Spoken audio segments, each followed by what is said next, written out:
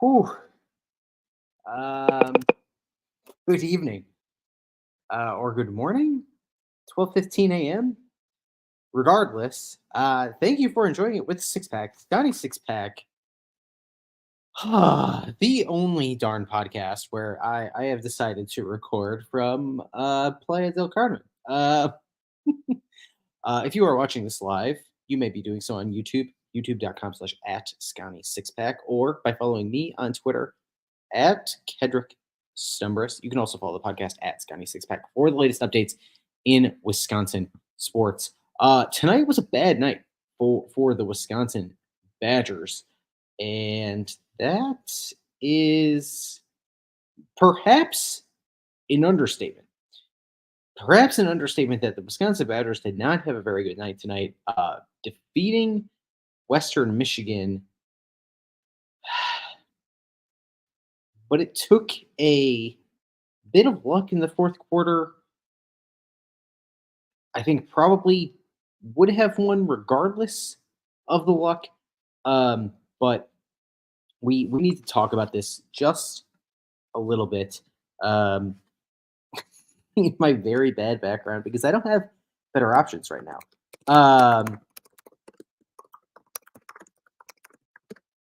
Wisconsin narrowly avoids disaster against Western Michigan.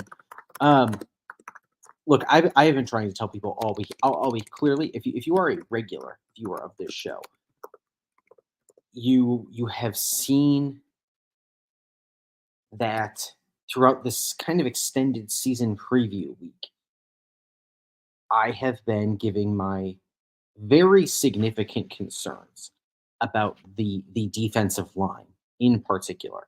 The defensive line in particular was something that to me was sounding something close to alarm bells on.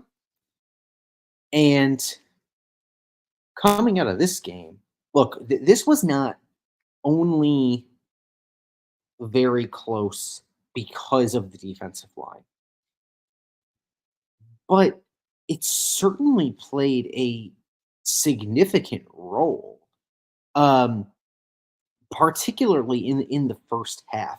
Wisconsin touched the ball 3 times in the first half. The Badgers' offense touched the ball 3 times in the first half.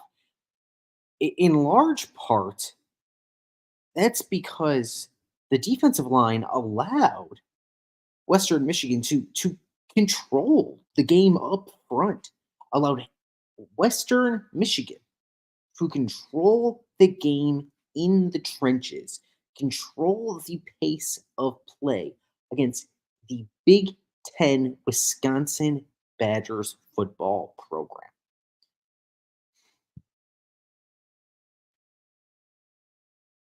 The staff on this football team had been trying to tell you as fans that this defensive line was not a very good unit. Think back to spring practice. Coming out of spring practice, there was plenty of talk about we think they need another body on the defensive line.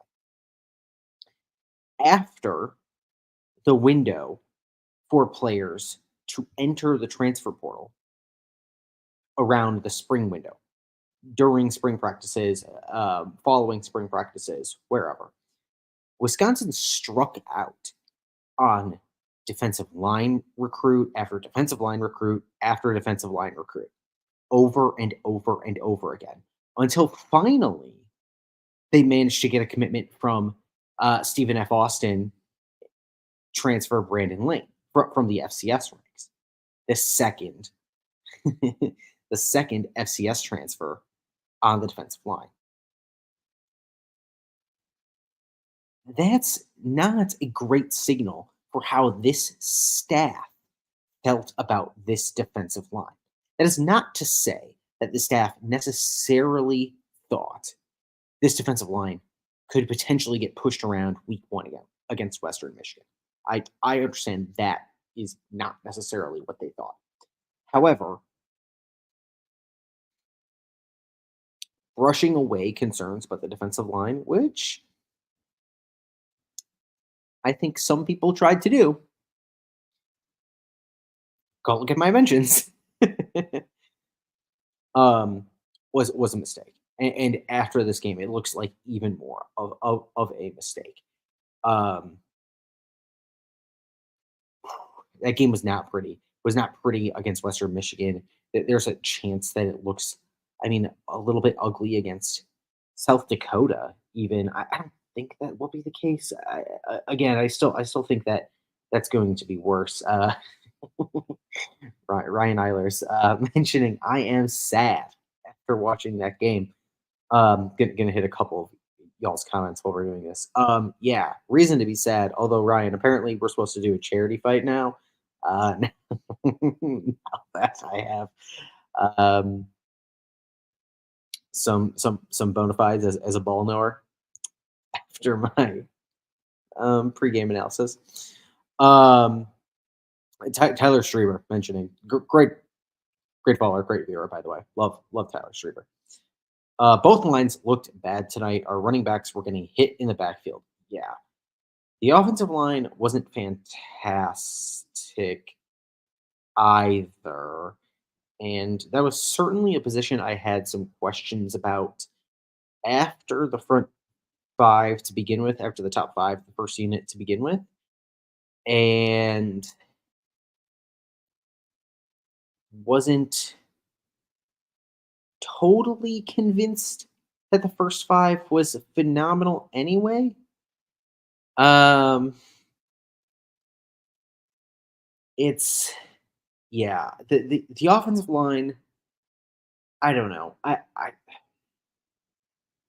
think I am not as good of a judge of talent on the offensive line as I am at other positions, which even still not the greatest. But like one game and from the TV broadcast is not easy to figure out how I should evaluate the offensive line. However, the defensive line, when Tyler talks about both lines looking bad tonight, and yeah, I'm focusing more on the defensive line because that was where I was sending alarm bells more. So like I just it fits the theme of this show over the past week more. It makes more sense to have the conversation.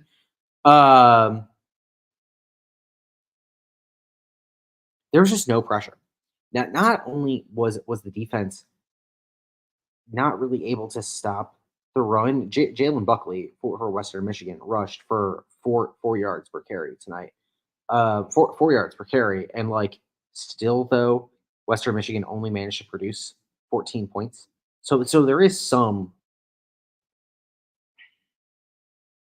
like level of optimism that this team did bend but didn't break on defense. But if that's going to be the case, in other games against other Big Ten opponents. And I'm not even talking about the Oregons of the world. I'm not even talking about the Penn States of the world. I'm talking about USC, which I think has a really good transfer running back that I mentioned from Mississippi State. I'm talking about Iowa, right? Like, if you're going to get pushed around by Western Michigan, I don't know. It's going to be a problem if it's 4 yards per carry. Those offenses are going to end up cashing in more often than some of these other folks. I would like to see full game. I'm trying to go through what I have in my inbox from the press team. I don't have great resources. But Ryan also mentioning it wasn't the yards per carry, it was the timeliness of the runs, gashing runs. Yeah. So this was and the same guy who says you keep running sad yet accurate articles. I have no choice. One of the things I mentioned was the potential right of a few big runs by Jalen Buckley to really make this a matchup that produces some anxiety, and that seems to be the case here. Right, it is a couple of big runs that came to convert first downs at opportune times.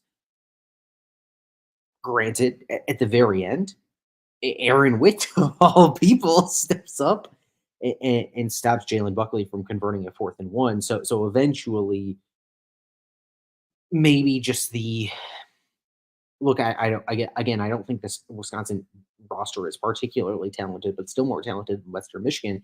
Eventually, the talent seemed to catch up in the fourth quarter, and make some plays on the defensive side of the ball, regardless of the push overall. Um, and I want to get to the offense in just a second here. But Tyler also asking, were you expecting our linebackers I assume this means to stop more, to pop more, is what he said tonight than they did. I was expecting them to look a lot better than last year, and for this game, I didn't see as big of a jump as I hoped. Yeah. So for my concerns about this game that I think I got right, there is seemingly perhaps a position that I am maybe not correct on that I was hopeful for, which was I think the position I identified as most improved on the roster heading into this year compared to last was inside linebacker.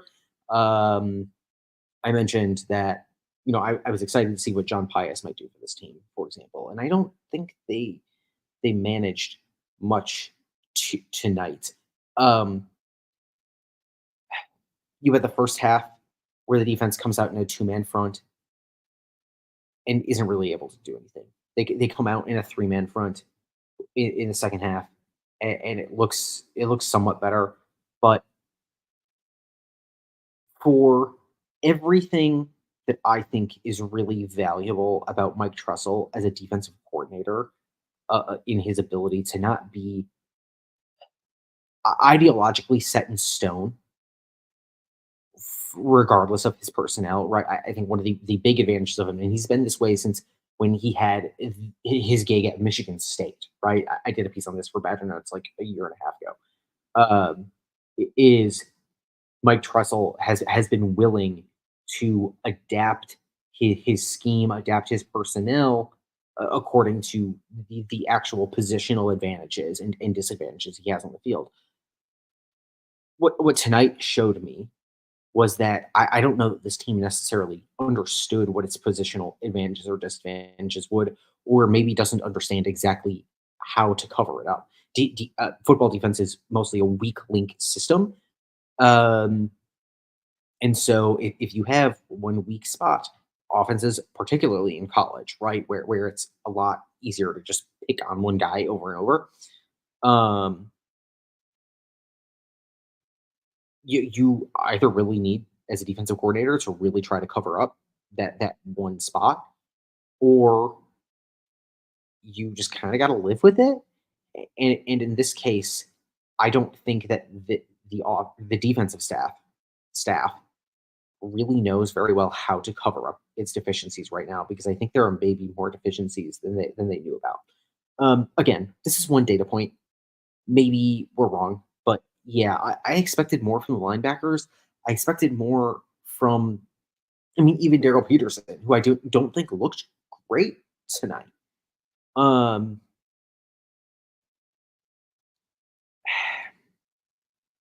yeah, I think clearly based on the switch at times of their defensive front was based on the fact that they didn't know exactly what they needed to be doing to get the most out of the defense. Um, on offense, if you are going to need 16 play drives multiple times in a game to get into the red zone, let alone actually punch the ball in for a touchdown, you're not going to be really successful against the rest of the schedule. If this team cannot generate explosive plays against the likes of Western Michigan, which it did not. What was the longest play from scrimmage tonight? That would be an interesting question if anybody listening cares to find that, so I don't just have to scroll through the PDF that the athletic department sent me. Um,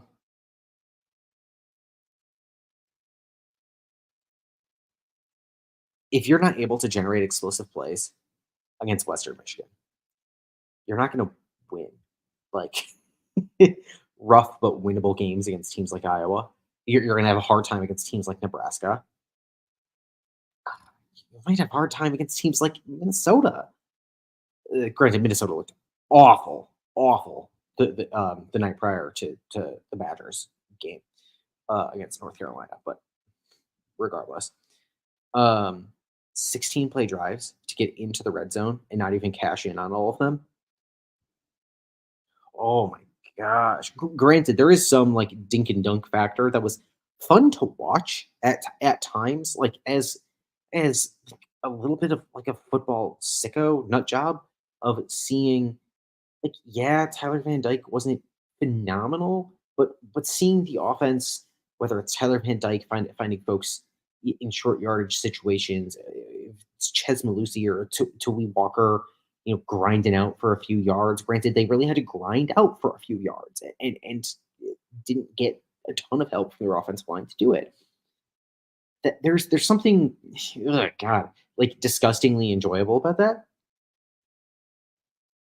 but it just felt like such a slog to watch this offense against the Western Michigan defense that I didn't think was very good. This Western Michigan defense, remember, this Western Michigan defense just lost a first round NFL draft pick.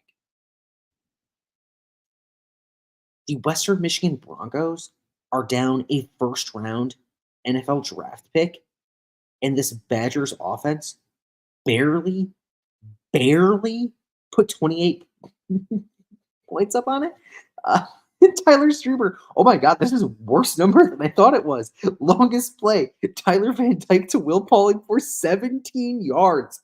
No way. Are you kidding me? 17 yards? That's your most explosive play of the night? Holy moly. Tyler, thank you very much. That is bad.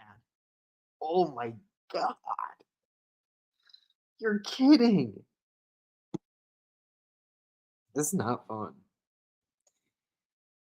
Um, yeah, I wanted to get thoughts off my chest.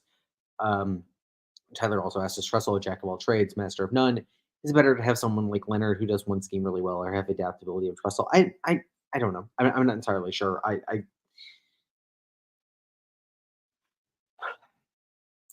I think that in the way that Luke Fickle wants to recruit, which is getting like explosive athletes on the defensive side of the ball, I think it's better to have somebody like Tressel who can like mix and match these chess pieces. And when you have slightly better athletes at one position than another, the idea being that he can take advantage of those particular positional um advantages better is more helpful. So I think that's the advantage of a Mike Trussell versus a Jim Leonard there. I'm just gonna keep taking a couple more questions before I wrap up here because dude, I'm literally in Kitamaru right now. Like, there's no reason I should be doing this. Um, Longest run tonight was Katie Akamele with 12 yards. Yeah, it was a lot of grinding out for Chesma Lucy and Sweet Walker, and I said this in a group chat during the game, which was like if the Badgers are going to keep having to grind out 16-yard runs or 16 play drives, Ches Malusi is going to get hurt again, and not because Ches Malusi is even injury prone, but just because like guys in the running back room are going to get banged up. And yeah, I think the running back room is deep. I think the running back room as a whole might be better than last year's. But you really want to test that depth because you can't because you have to grind out drives because you can't break off explosive runs to shorten drives. Ugh. Chris says, I really don't know how to feel about this. It felt so intentionally vanilla that became entirely predictable. I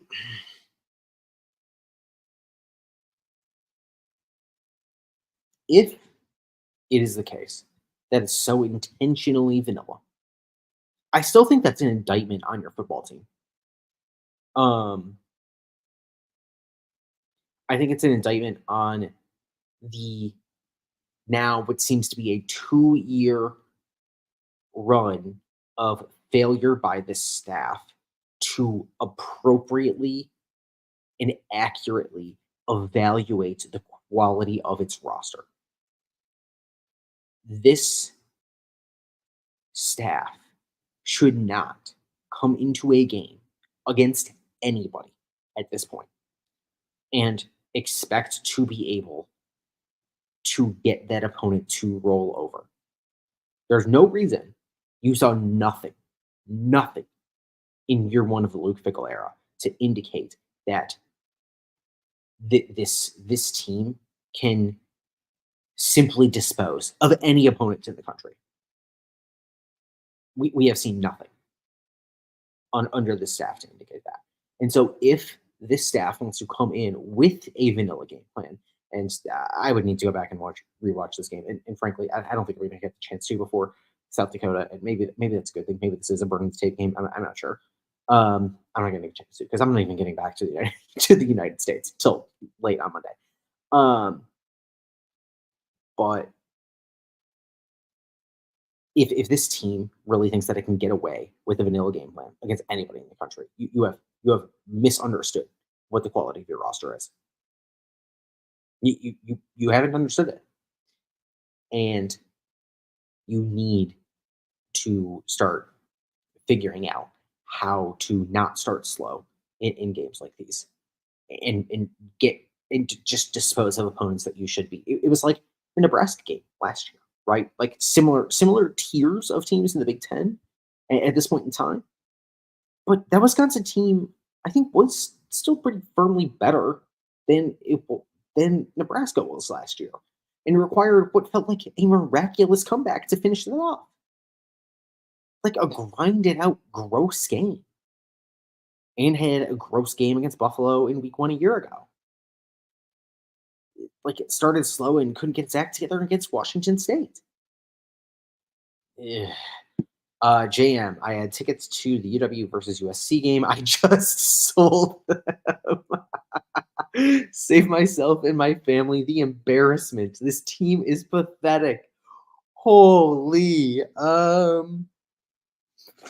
enough. I'm not gonna tell you what games to go to. I'm not gonna tell you to do what you're with your money. I'm not in that business. Um, fair. I don't know what that game's gonna look like. Um, like I said in my season preview episode, which oh my gosh, I guess it's Saturday now, dropped yesterday morning, Friday morning. I think I guess going into yesterday, I said Wisconsin would win that game, but I have it as a W for win, but with more of a question mark than an exclamation point to the side of it. If Wisconsin actually looks this bad in the trenches, I was not convinced about how high the quality was of USC in the trenches on either side of the ball. But if Wisconsin looks this bad, I don't think USC is going to look that bad. The game's about blocking and tackling. Yeah, this team is pathetic. I don't know that I'd go that far, but it was not an inspiring performance. Tyler again. At what point is Fickle no longer able to pitch his vision to recruits and have it work? If the tape keeps looking like this, it's not going to be for much longer. So yes, this is, I think, the big question about the long-term trajectory of the program. Is how long does Luke Fickle get the benefit of the doubt to pitch the hey, I brought a group of 5 team to the 4-team playoff? We can do bigger things at Wisconsin. You've heard of Wisconsin. They're a national brand. You remember not that long ago, they were in 3 straight New Year's Six Bowls. You might remember when you were oh gosh, I was gonna say you might remember when like you were a kid, but I mean at this point, these kids are pretty young. They might not remember this, but I was gonna say you might remember when you were a kid the time they went to 3 straight Rose Bowls. Hey, we're the best college town in America. But like at a certain point, the results have to speak for themselves.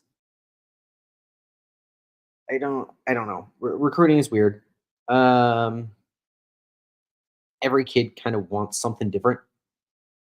I don't know that we have a perfect answer to this.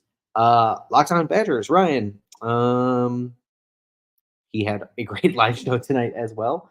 Um, USC has more dudes on the defensive line. I think that's probably true.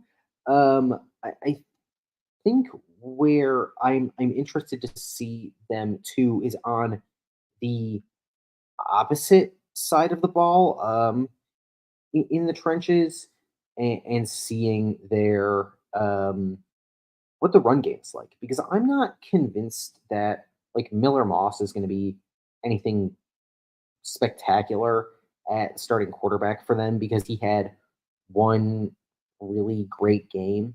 Um, but I am interested to see what the offense looks like potentially for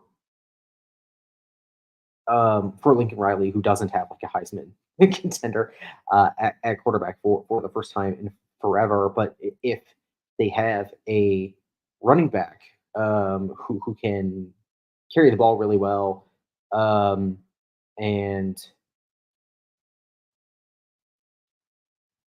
catch the ball out of the backfield some too, that might be a big um, one up to them.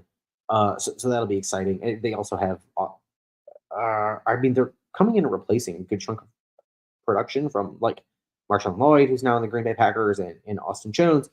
Um, but who's the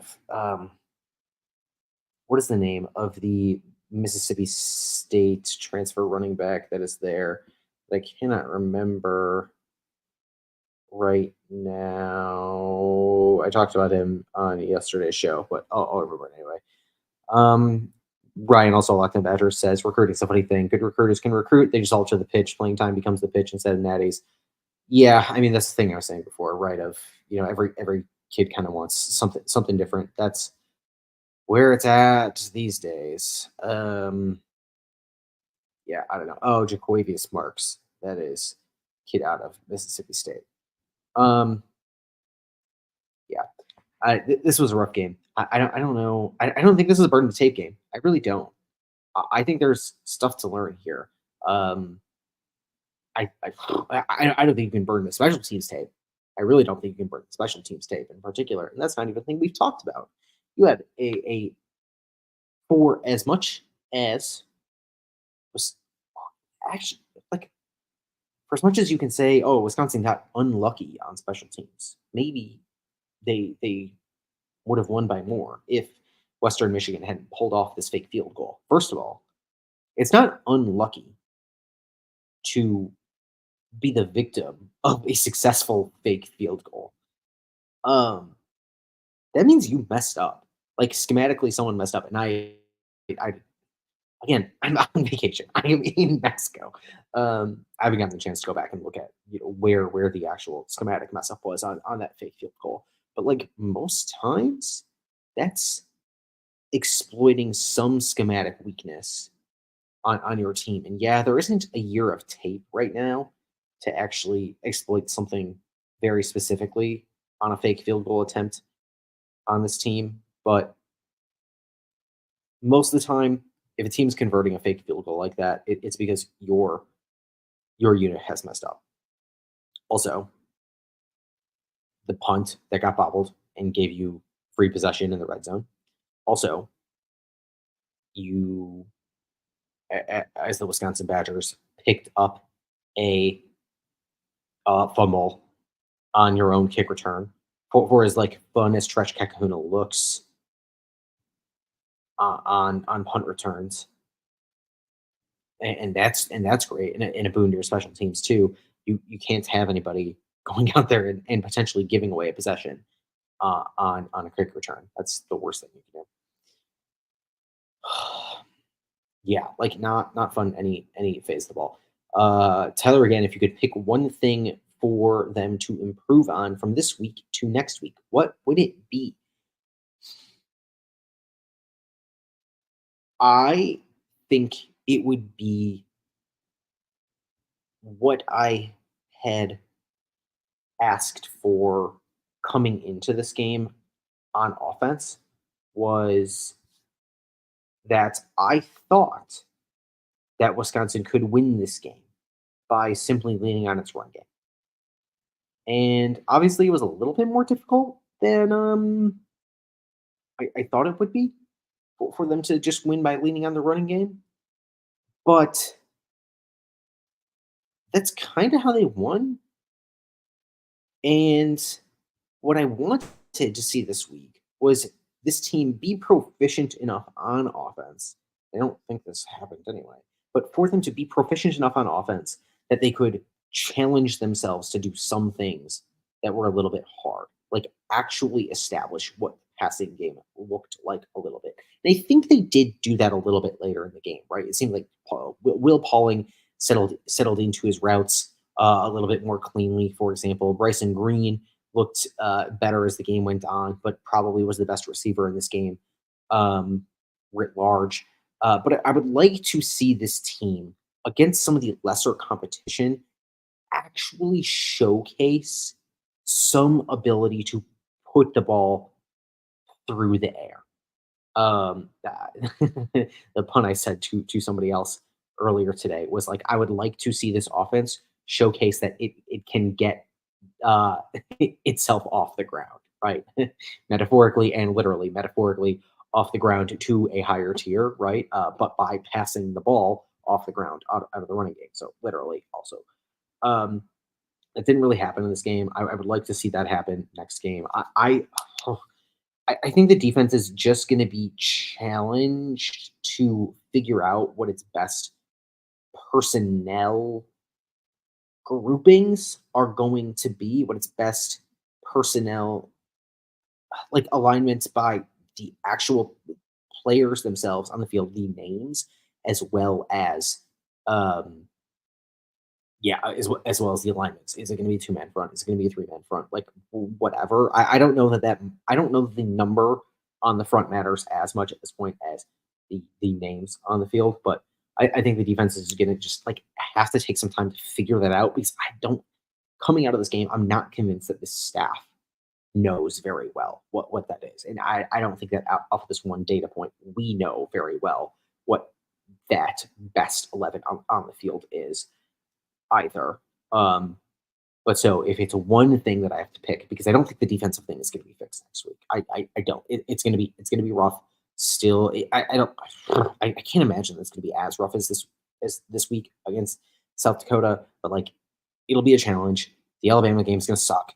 And then you go into the rest of these games and hope that like against USC, the defense kind of has an idea of what it needs to be by then. But next week, I would want them to showcase the ability to pass the ball, push the ball downfield, generate some kind of explosive plays.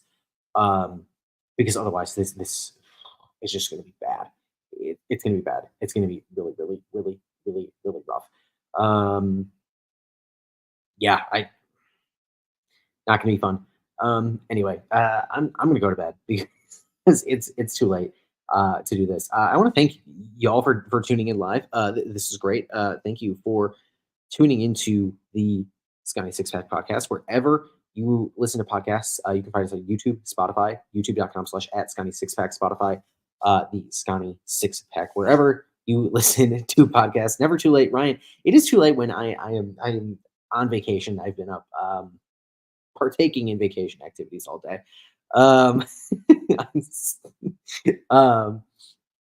This was fun. I mentioned earlier in the feed this week for some of our pre-recorded shows that I might have a Green Bay Packers season preview out on Monday. Don't think that's going to happen, but we're going to be back in the feed on Tuesday. We're going to be back in the feed on Tuesday at some point in time. Unless something crazy happens, I'm not recording another dang podcast from Mexico. It's not happening. The fact that I had to do this at all is absurd. I'm your host, Kedrick Stumbris. I cover the Wisconsin Badgers for All Badgers and Athlon Sports. You can find me on the website, formerly known as Twitter, at Kedrick Stumbris, and follow the podcast at Scotty Sixpack for the latest updates in Wisconsin sports. While you're here, hit the like button. Really helps. Hit the subscribe button. We've had a lot of growth in the last like a month or so, and it's really awesome to see. Really awesome to see. I really appreciate it. Really appreciate all of you staying up, watching this late, enjoying your Friday night. enjoying your long Labor Day weekend. Like, go have a great time this weekend. Seriously, this is one of the best times of the year. College football is just starting.